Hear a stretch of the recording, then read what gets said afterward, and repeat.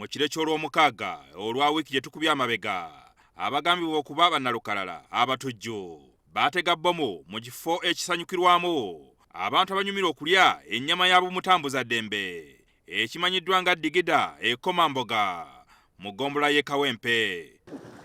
Omuntu omu yeekakasiddwa poliisi nti yalusuddemu akaba n'abalala ne bagendera ku bisago. Akawungeezi k'eggulo akabinja k'abatujju akamanyiddwa nga ISIS oba Islamic State of Iraq and Syria kaavuddeyo ne keewaana nti ke kakoze obulumbaganyi buno. Kano kaayise ku mikutu gyako egya Telegiramu. Kyokka poliisi ya wano egamba nti bino bya bwewussa ebitalina mutwe na magulu. Ekintu kino tukiweeko obudde. Gavumenti tukola bwe tutyo okutandika okwogera bye tutalina ki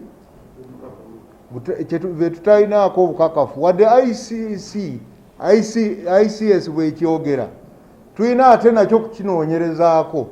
Abangi batukubidde amasimu naye nga naffe wano wetutandikira okubabuuza nti obukakafu buno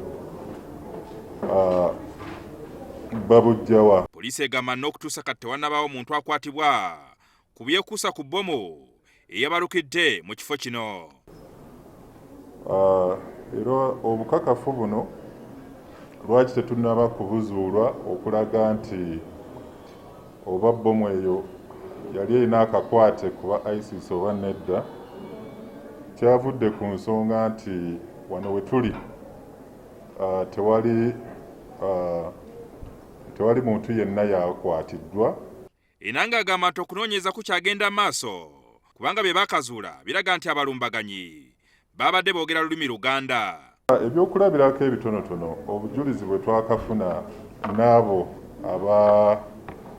abakozi abamu abakolera mu kitundu baavaayo ne balaga bulungi nnyo nti abavubuka bano abasatu baali bakozesa olulimi olwaffe olwa wano e Uganda, olulimi Oluganda.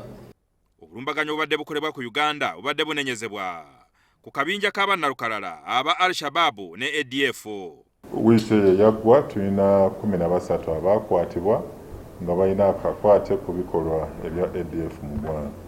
Poliisi era etubulidde nga bwetandise okunoonyeza ku basajja baayo okuzuula oba balagajjalira ku mulimo ekyavaako obulumbaganyi okubaawo. Mulimu ebikola eby'obulagajjavu, mwalimu ekikolwa eky'okubikkirira oba n'okuwa bannannyini bifo ebyo bukuumi. So ebyo byonna biri mu kunoonyerezebwa okugenda mu maaso.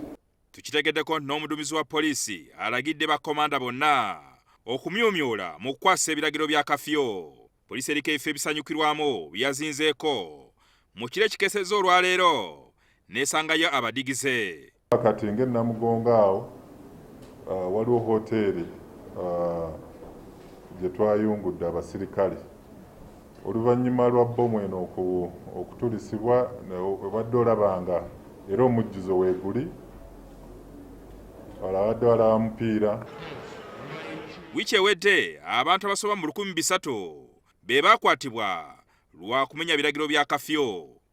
Jingo Francis, NTV Akawungezi.